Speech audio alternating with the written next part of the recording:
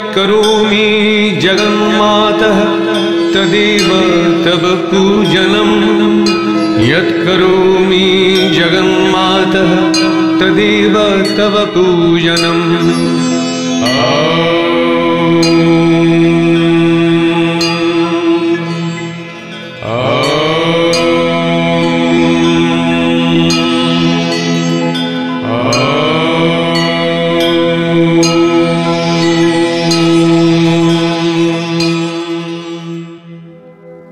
বিশ্বসারতন্ত্রে দুর্গা স্তোত্রে বলা হয়েছে, হে দুর্গা, তোমাকে প্রণাম করি। জ্ঞান স্বরূপা, তুমি সর্বজীবের একমাত্র আশ্রয়।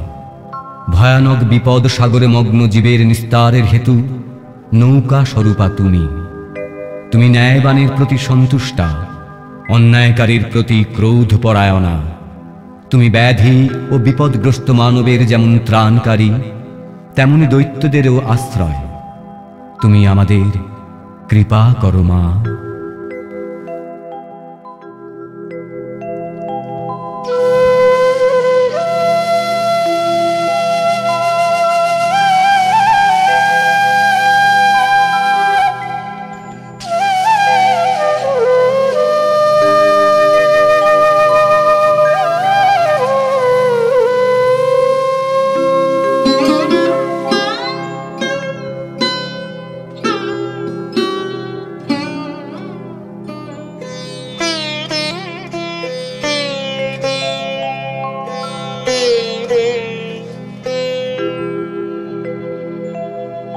नमस्ते शरण्ये शिवे सानुकंपे नमस्ते जगद्व्यापिके विश्वरूपे नमस्ते जगद्वन्द्य पादारविन्दे नमस्ते जगत्तारिणि त्राहि दुर्गे नमस्ते जगच्चिन्तमान स्वरूपे नमस्ते महायोगिनि ज्ञान रूपे नमस्ते सदानंद नंद स्वरूपे नमस्ते जगत्तारिणि त्राहि दुर्गे अनाथस्य दीनस्य तृष्णातुरस्य क्षुधार्तस्य भीतस्य बध्यस्य जन्तः त्वमेका गतिर्देवि निस्तारकर्त्री नमस्ते जगत्तारिणि त्राहि दुर्गे अरण्ये रणे दारुणे शत्रुमध्ये नले सागरे प्रान्तरे राजगे तमेका गतिर्देवि निस्तार हेतुर्नमस्ते जगत्तारिणि त्राहि दुर्गे अपारे महादुस्तरेत्यन्तघोरे विपत्सागरे मज्जतां देहभाजां तमेका गतिर्देवि निस्तार नौका नमस्ते जगत्तारिणि त्राहि दुर्गे नमश्चण्डिके चण्डदोर्दण्डलीला समुत्खण्डिता खण्डलाशेषभीते तमेका गतिर्विघ्नसन्दोहहन्त्री नमस्ते जगत्तारिणि त्राहि दुर्गे तमेका जिताराधिता सत्यवादिन्यमेयाजिता क्रोधना क्रोधनिष्ठा इडा पिंगला त्वं सुषुम्ना च नाडी नमस्ते जगत्तारिणि त्राहि दुर्गे नमो देवी दुर्गे शिवे भीमनादे सरस्वत्यरुन्धत्यमोघस्वरूपे विभूतिः शचीकालरात्रिः सती त्वं नमस्ते जगत्तारिणि त्राहि दुर्गे शरणमसि सुराणां सिद्धविद्याधराणां मुनिधनजनराणां व्याधिविपीडितानां नृपतिगृहगतानां दस्युभिरावृतानां तमसि शरणमेका देवी दुर्गे प्रसीद देवी दुर्गे प्रसीद देवी दुर्गे प्रसीद।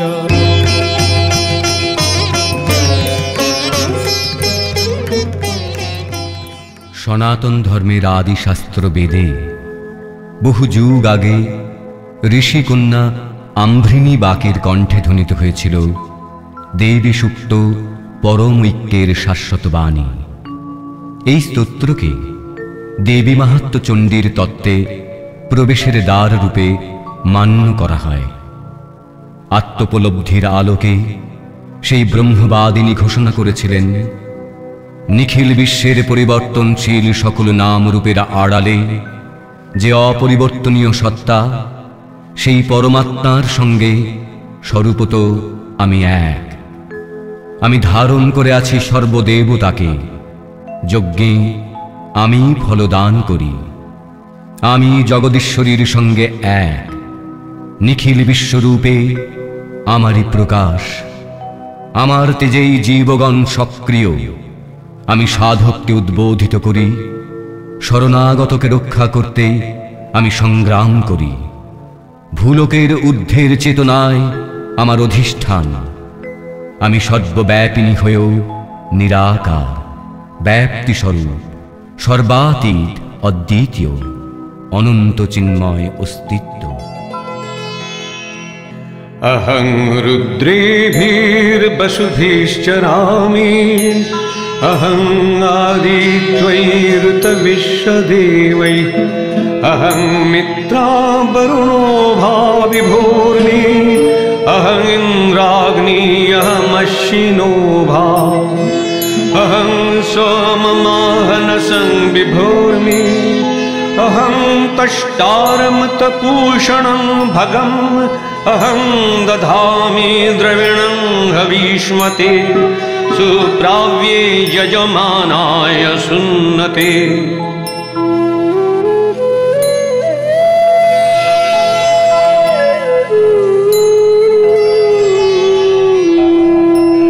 अहं राष्ट्रे संगमनि वसूनां, चिकितुषी प्रथमा यज्ञानां, तांगमा देवाभ्यदधः पुरुत्रा, भूरिस्थात्रां भूर्यावेशयन्ति।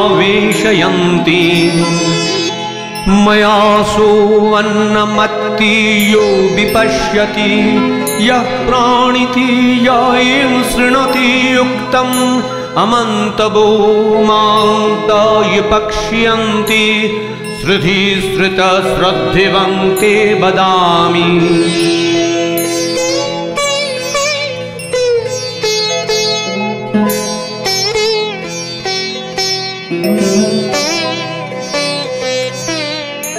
अहमेव स्वयमिदं वदामि, जुष्टं देवे विरतमानुषेभि, यं यं कामये त्वं तमुग्रं कृणोमि, त्वं ब्रह्माणं तं ऋषिं तं सुमेधाम्। अहं रुद्राय धनुरातनोमि, ब्रह्मद्विषे शरवे हन्तवाौ, अहं जनाय समदं कृणोमि, अहं द्यावा पृथिवी आविवेश।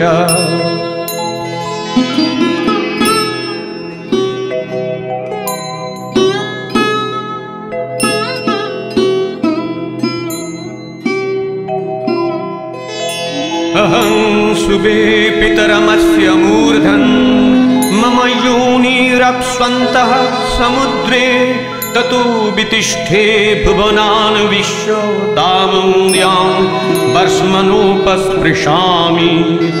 अहमेव वात इव प्रवामि, आरभमाणा भुवनानि विश्वा, परो दिवा परो वेना पृथिव्यै, तावती महिना संबभूव।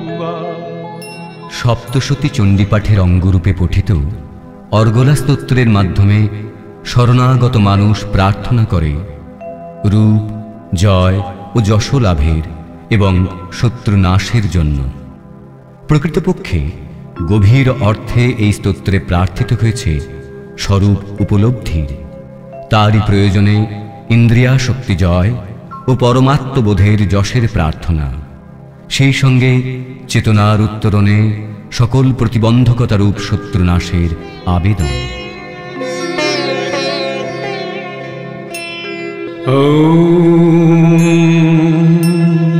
जय त्वं देवी चामुण्डे, जय भूतापहारिणी, जय सर्वगते देवी कालरात्रि नमोऽस्तु ते।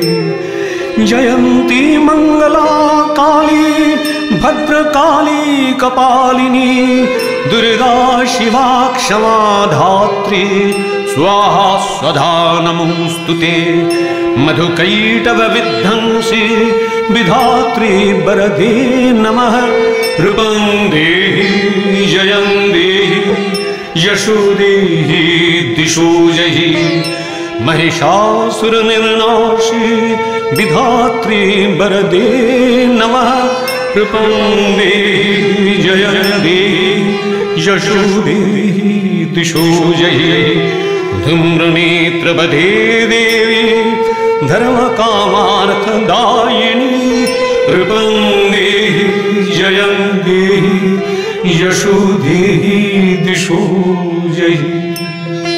মহাদেবী শ্রী শ্রী চণ্ডীর ধ্যান মন্ত্রে উদ্গীত হয়েছে, যে দেবী মধু কৈটভ ইত্যাদি দৈত্যকে নাশ করেছেন, যিনি মহিষাসুর মর্দিনী, সেই সিদ্ধিদাত্রী নবকোটি সহচরী পরিবৃতা জগদীশ্বরী চণ্ডিকা আমাদের পালন করুন।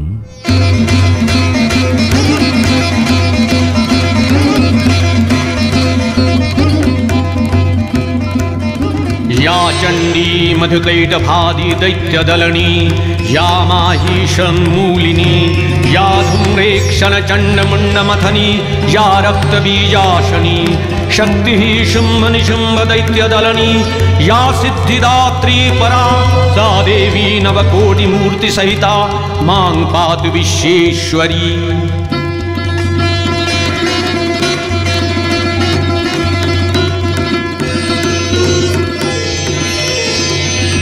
उग्रचण्डा प्रचण्डा च चण्डग्रा चण्डनायिका चण्डा चण्डवती चैव चण्डरूपादिचण्डिका अष्टाभिः शक्तिविस्ताभिः सततं परिवेष्टितां चिन्तयेत् जगतां धात्रीं धर्मकामार्थमोक्षदाम्।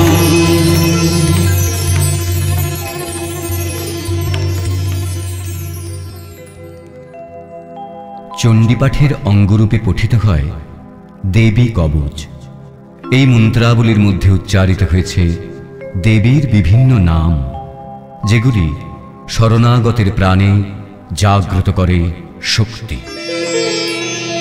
प्रथमं शैलपुत्रीति द्वितीयं ब्रह्मचारिणी तृतीयं चण्डघण्टेति कुष्माण्डेति चतुर्थकं पंचमं स्कन्दमातेति षष्ठं कत्यायनी तथा सप्तमं कालरात्रीति महागौरीति चाष्टमं नवमं सिद्धिदात्रीति नवो दुर्गा प्रकीर्तिता उक्तान्येतानि नामानि ब्रह्मणैव महात्मना। प्रेतसंस्था च चामुण्डा वाराही महिषासना ऐन्द्रीगजसमारूढा वैष्णवी गरुडासना नारसिंही महावीर्या शिवदूती महाबला माहेश्वरी वृषारूढ़ा कौमारी शिखिभावना ब्राह्मी हंस समारूढ़ा सर्वाभरणभूषिता लक्ष्मी पद्मासना देवी पद्महस्ता हरिप्रिया श्वेतरूपधरा देवी ईश्वरी वृषवाहना इत्येता मातरः सर्वा सर्वयोग समन्विता नानाभरण शोभाढ्या नानारत्नोपशोभिता श्रेष्ठैश्च मुक्तिकैः सर्वा दिव्यहार प्रलम्बिनी इन्द्रनीलैर्महानीलैः पद्मरागैः सुशोभनैः दृश्यन्ते रथमारूढा दिव्यः क्रोधसमाकुलाः शङ्खं चक्रं गदां शक्तिं हलं च मुशलायुधम् हेटकं तमरं चैव परशुं पाशमेव च कुन्तायुधं च खड्गं च साङ्गायुधमनुत्तमम् दैत्यानां देहनाशाय भक्तानां भयाय च धारयन्तायुधनित्थं देवतानां हिताय वै नमोऽस्तेऽस्तु महारौद्रे महाघोरपराक्रमे महाबले महत्साहे महाभयविनाशिनी त्राहि मां देवी दुष्प्रेक्ष्ये शत्रूणां भयवर्धिनी। পুরাকালে দৈত্যরাজ মহিষাসুর তপস্যা বলে প্রজাপতি ব্রহ্মার বরে অসামান্য শক্তিশালী হয়ে স্বর্গরাজ্য আক্রমণ করে, দেবতাদের পরাজিত ও বিতাড়িত করে এবং মুনি ঋষি সজ্জনদের প্রবলভাবে নির্যাতিত করে। নিরুপায় দেবগণ তখন ব্রহ্মা বিষ্ণু শঙ্করের শরণ নিলে তাঁদের সকলের দিব্যশক্তি একত্রিত হয়ে রূপান্তরিত হল এক দেবী রূপে, যাঁর হস্তে সংগ্রামে মহিষাসুর ধ্বংস হয়। তখন পুলকিত দেবগণ সেই অম্বিকা দেবী দুর্গার স্তব করে বলেছিলেন, যে মহাদেবী সর্বদেব শক্তির ঘনীভূত প্রকাশ, তিনি আমাদের মঙ্গল করুন। সেই চণ্ডিকা জগৎ পালনে ও অসুর বিনাশে আমাদের রক্ষা করুন। যিনি পুণ্যবানদের গৃহে লক্ষ্মী রূপে ও দুর্বৃত্তদের গৃহে অলক্ষ্মী রূপে প্রকাশিতা, তাঁকে প্রণাম করি। বদ্ধ জীবেরা তাঁকে জানতে পারে না। তুমি সর্বাশ্রয়ী বিকার রহিতা পরমা প্রকৃতি, তুমি শব্দ ব্রহ্মরূপা, আবার তুমি কৃষি শিল্প বাণিজ্যাদি বৃত্তিরূপা। তুমি ব্রাহ্মী সরস্বতী, নারায়ণী লক্ষ্মী ও রুদ্রাণী গৌরী। কারো প্রতি তুমি প্রসন্ন হলে সে স্বীকৃতি লাভ করে সপরিবারে ধন্য হয়। শ্রদ্ধাবান ধার্মিক তোমার কৃপায় পরলোকেও শান্তি পায়। মানুষ ধর্ম অর্থ কাম মোক্ষ লাভ করে তোমার কৃপাতেই। তোমার চিত্তে যেমন কৃপাধারা, তেমনি সমরকালে নিষ্ঠুরতাও জাগে তোমার চিত্তে। হে অভয়া দেবী, তোমার সকল সৌম্য ও ভয়ঙ্কর রূপ দ্বারা নিখিল জীবকে সমস্ত দুর্যোগ ও হিংসা থেকে রক্ষা করো।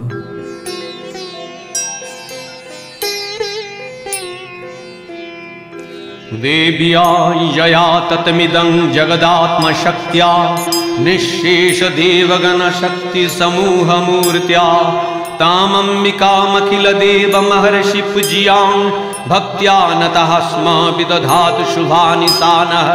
यस्याः प्रभावमतुलं भगवान् अनन्तो ब्रह्मा हरश्च नहि वक्तुमलं बलञ्च। सा चण्डिकाखिल जगत् परिपालनाय नाशाय च शुभभयश्रमतिं करोतु। या श्री स्वयं सुकृतिनां भवनिस्वलक्ष्मीः पापात्मनां कृतधियां हृदयेषु बुद्धि श्रद्धा सतां कुलजनप्रभवस्य लज्जा तां त्वां नतः स्म परिपालय देवि विश्वम्। किं वर्णयां तव रूपमचिन्त्यमेतत् किञ्चातिवीर्यमसुरक्षयकारि भूरि। किञ्चाहवेषु चरितानि तवातिजानि सर्वेषु दिव्यसुरदेवगणादिकेषु। हेतुः समस्तजगतां त्रिगुणापि दोषैर्न ज्ञायसे हरिहरादिवीरप्यपारा। सर्वाश्रयाखिलमिदं जगदंशभूतं अभ्याकृता हि परमा प्रकृतिस्तमाद्या। यस्याः समस्तसुरता समुदीर्णेन तृप्तिं प्रयाति सकलेषु मखेषु देवी। स्वाहासि वै पितृगणस्य च तृप्तिहेतुरुच्चार्यसे तमत एव जनैः सदा च। या मुक्तिहेतुरविचिन्त महाव्रता च अभ्यस्यसे सुनियतेन्द्रियतत्त्वसारैः। मक्षार्थिभिर्मुनिवीरस्तसमस्तदोषैर्विद्यासि सा भगवती परमाहि देवी। शब्दात्मिका सुविमलत्रिजजुषां निधानम् उद्गीतरम्य पदपाठवताञ्च साम्नां। देवी त्रयी भगवती भवभावनाय वार्ता च सर्वजगतां परमार्तिहन्त्री। मेधासि देवी विदिताखिलशास्त्रसारा दुर्गासि दुर्गभवसागरनौरसङ्गा। श्रीकैटभारी हृदयैककृताधिभासा गौरी त्वमेव शशिमौलिकृतप्रतिष्ठा। ते सम्मता जनपदेश धनानि तेषां जशांसि न च सिदति धर्मवर्गः। धन्यास्त एव निभृतात्मजभृत्तदारा येषां सदाभ्युदयदा भवति प्रसन्ना। धर्माणि देवी सकलानि सदैव कर्माणि अत्यादृतः प्रतिदिनं सुकृति करोति। सर्गं प्रयाति च ततो भवति प्रसादात्।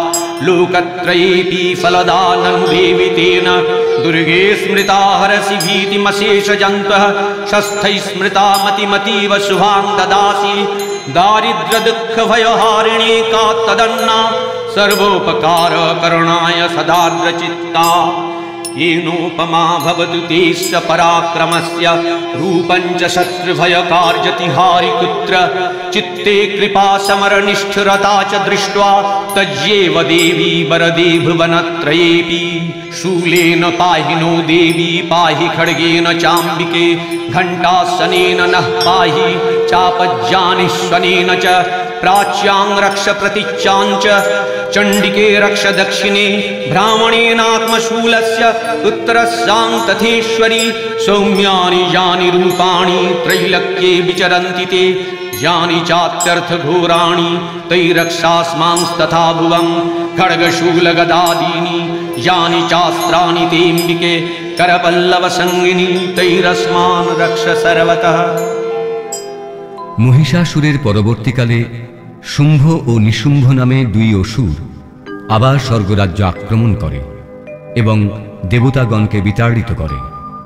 দেবগণ বাধ্য হয়ে শরণ নিলেন সেই মহাদেবীর, কারণ তিনি আগেই কথা দিয়েছিলেন যে দেবগণ বিপদকালে তাঁর শরণ নিলে তিনি আবির্ভূতা হয়ে তাঁদের রক্ষা করবেন। দেবগণ কর্তৃক উচ্চারিত সেই অপরাজিতা স্তোত্রে ব্যক্ত হয়েছে, মহাদেবীকে সতত প্রণাম করি সমাহিত চিত্তে, প্রণাম করি দেবী শিবাকে, প্রকৃতি ভদ্রা রুদ্রা জগদ্ধাত্রীকে, চন্দ্র জ্যোৎস্না ও সুখ স্বরূপা দুর্গমাতা থেকে রক্ষাকারিণী কৃষ্ণা ও ধূম্রবর্ণাকে, সর্বকার্য ও ক্রিয়ারূপিণী দুর্গাকে প্রণাম। যে দেবী বিষ্ণু মায়া ও চেতনারূপে প্রসিদ্ধা, যিনি সর্বজীবের বুদ্ধি, নিদ্রা, ক্ষুধা, তৃষ্ণা, শ্রদ্ধা, কান্তি, সম্পদ, বৃত্তি, স্মৃতি, শান্তি, শক্তি, মাতৃ, এমনকি ভ্রান্তিরূপেও তাকে নমস্কার, নমস্কার, বারংবার তাকে প্রণাম।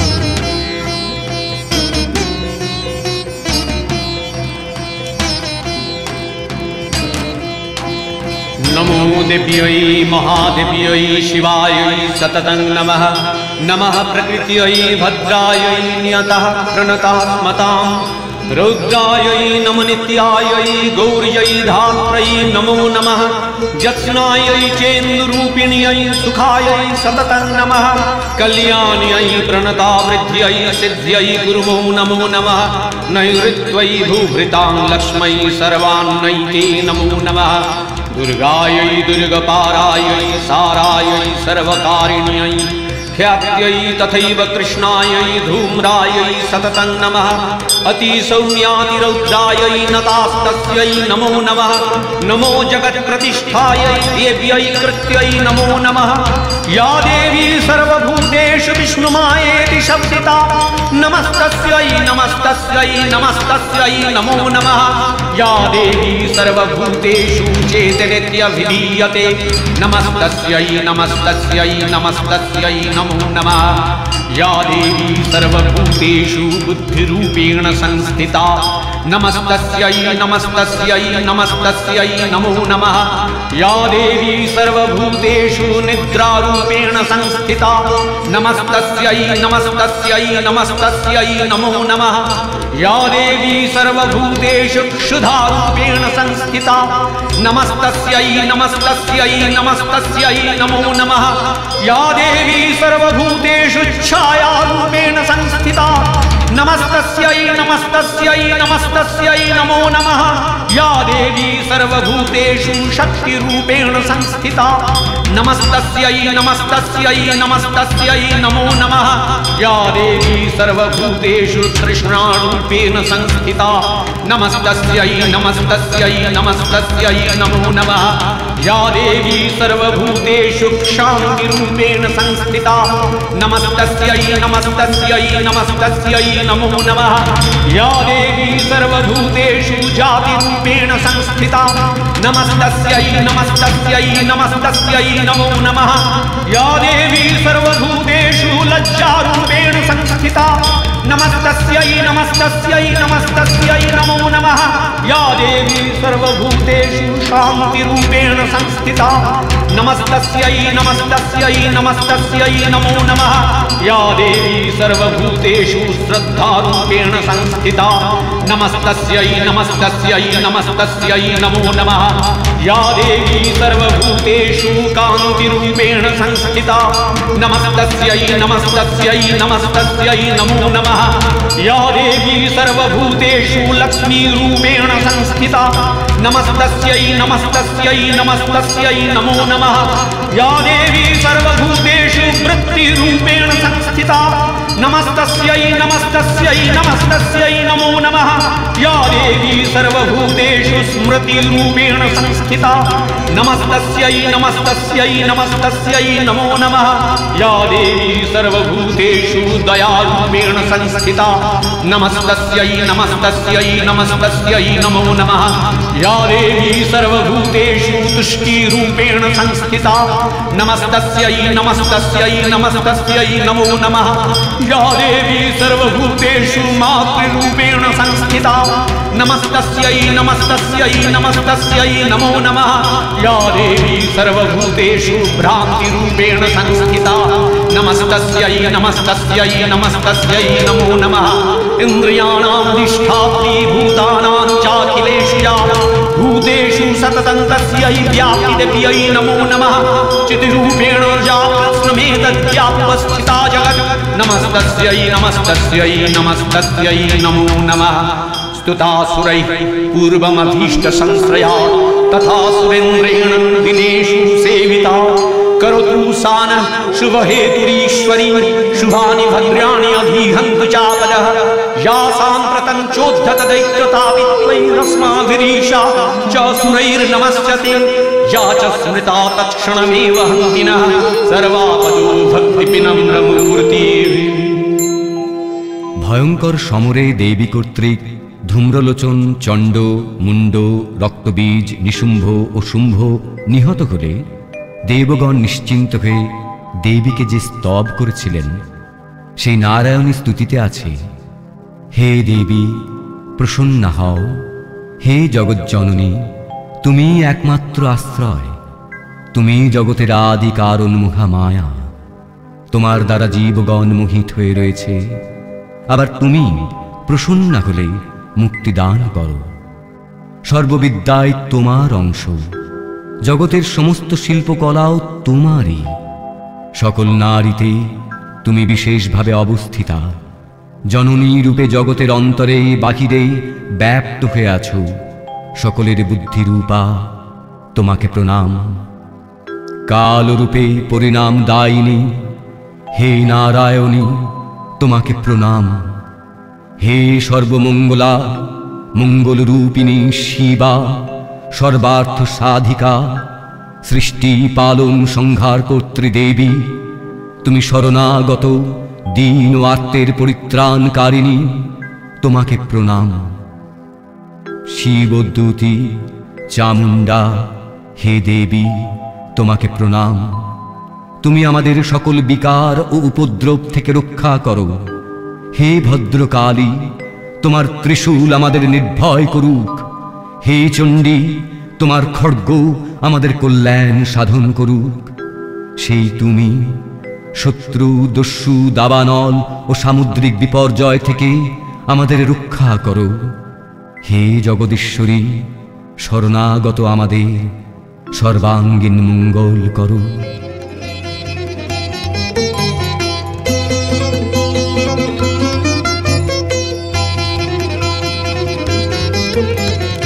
देवी प्रपन्नार्ति हरे प्रसीद प्रसीद मातर जगतोऽखिलस्य प्रसीद विश्वेश्वरि पाहि विश्वं त्वमीश्वरी देवी चराचरस्य आधारभूता जगतस्तमेका महेश्वरूपेण जगतः स्थितासि अपांशरूपस्थितया तैतद्व्याप्याज्यते कृष्णमलङ्घवीर्ये तं वैष्णवी शक्तिरनन्तवीर्या विश्वस्य बीजं परमासि माया सम्मोहितं देवी समस्तमेतत् तं वै प्रसन्ना भुवि मुक्तिहेतुः विद्याः समस्तास्तव देवी भेदाः स्त्रियः समस्ताः सकला जगत्सु तयैकया पूरितमं वयैतत् गाते स्तुतिस्तप्य परापरक्ति सर्वभूता यदा देवी सर्गमुक्तिप्रदायिनी तं स्तुतास्तुत एका वा भवन्तु परमूर्तयः सर्वस्य बुद्धिरूपेण जनस्य हृदि संस्थिते सर्गापवर्गदे देवी